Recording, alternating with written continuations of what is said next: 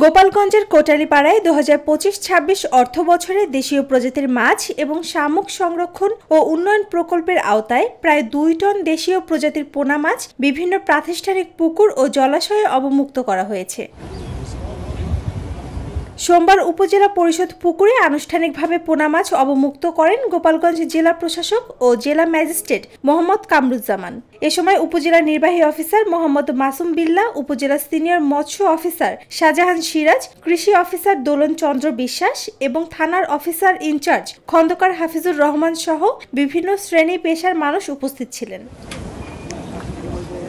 পরবর্তীতে জেলা প্রশাসক উপজেলা পরিষদ সংলগ্ন মডেল মসজিদের পাশের লেকের সৌন্দর্য বর্ধন ও বসার স্থান নির্মাণ কাজের উদ্বোধন করেন।